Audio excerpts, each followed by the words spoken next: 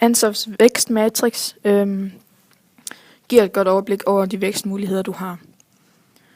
Matricen viser, at din vækst grundlæggende kan foregå på 4 måneder. Nummer 1. Du kan øge dit salg af eksisterende produkter på et eksisterende marked. Det betyder, at du øger din markedsandel. Denne vækst kan enten opstå ved mere salg til dine egne kunder, eller ved kapring af konkurrenternes kunder. Du kan sælge dine eksisterende produkter på nye markeder. Det vil typisk ske gennem en geografisk udbygning af dit handelsområde, eksempelvis ved etablering af en ny butik. En anden måde er at udvide gennem brug af en ny salgskanal, eksempelvis salg over internettet. Du kan udbygge din produktportefølje på dit eksisterende marked. Her er mulighederne utallige.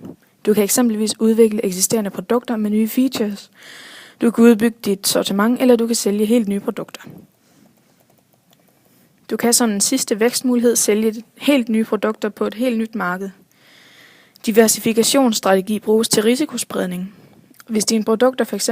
er særdeles sæsonpræget, kan det være en idé at sælge produkter med omvendt sæsonudsving. Et eksempel er Stiga, der sælger noget så forskelligt som plæneklipper og bordtennisborde. Der er 4 faser i Ansofts vækstmatrix. Den første er markedspenetrering. Når virksomheden ønsker at øge salget af sine nuværende produkter på de nuværende markeder, kan den vælge markedspenetrering. Dette kan gøres på følgende måder. Forøgelse af forbrugsfrekvensen hos målgruppen. Ved hjælp af en reklamekampagne kan virksomheden opfordre målgruppen til at øge forbruget af produktet. Det kan f.eks. gøres ved at reklamere for flere anledninger til at bruge produktet, hyppigere brug. Desuden kan forbrugsmængden øges ved at skabe øget forbrug per gang. På slikmarkedet anvendes denne strategi ved at tilbyde slikposer med større indhold. Når posen er åbnet, så spiser du bare videre. Man kan forøge det effektive marked, og det kan ske ved at få ikke-brugere til at bruge produktet. Denne strategi er bedst egnet for virksomheder med en stor markedsandel.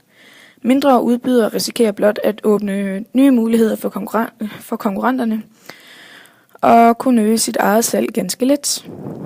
Forøge markedsandelen vil ske på konkurrenternes bekostning og kræver ofte store ressourcer til markedsføring i form af intensiv reklame, butiksaktiviteter og eventuelle prisnedsættelser.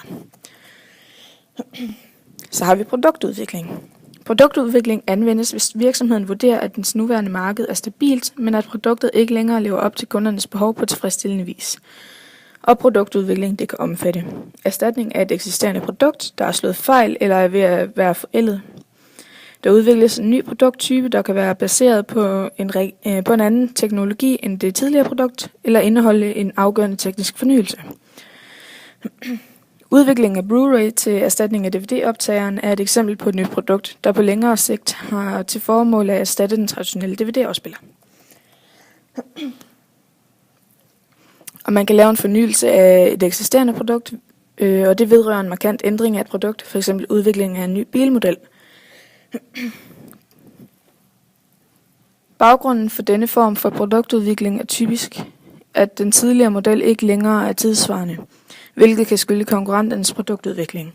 Udvikling af ny teknologi, f.eks. nye landvindinger inden for sikkerhed i biler. Og så har vi en sortimentsudvidelse, og den benævnes også line extension, produktlinjen udvides. Denne produktudviklingsstrategi anvendes, når virksomheden ønsker at tiltrække en bredere målgruppe og eventuelt føre en palissadestrategi. Det vil sige, at man ønsker at have et komplet produktprogram, der kan dække behovene hos en meget bred målgruppe. Så har vi markedsudvikling, og det går ud på at markedsføre et eksisterende produkt over for nye markeder. Og det kan være nye segmenter. Det kan også være en mulighed for at foretage markedsudvikling på virksomhedens nuværende geografiske markeder. Det kan ske for eksempel ved at udvide markedet fra kun at omfatte producentmarkedet til også at omfatte konsumentmarkedet. Så har vi geografisk markedsudvikling, hvor virksomheden foretager eksport eller internationalisering, og det anvendes i stigende omfang som vækststrategi i takt med den stigende globalisering og åbning af udenlandske markeder.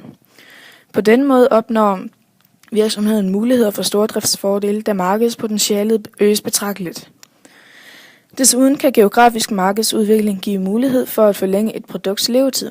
Det er f.eks. tilfældet inden for IT-branchen, hvor produkter med en teknologi, der er forældet i den vestlige verden, kan sælges på markedet med en væsentlig lavere købekraft, hvor det teknologiske stadie ofte halter efter den vestlige verden.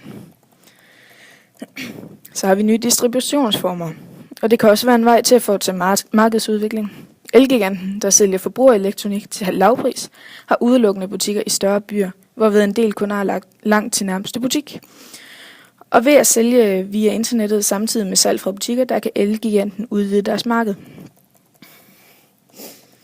Så har vi den del, der hedder diversifikation. Det betyder forskelliggørelse. Og det er at sprede en virksomhed på flere forskellige produktioner. Hvilket så vil sige, at man omstiller en virksomhedsproduktion. Diversifikation er en vækststrategi, hvor virksomheden forsøger at sælge et nyt produkt på et nyt marked. Afsætningsmulighederne vil derfor være behæftet med en meget større usikkerhed end ved de andre strategier.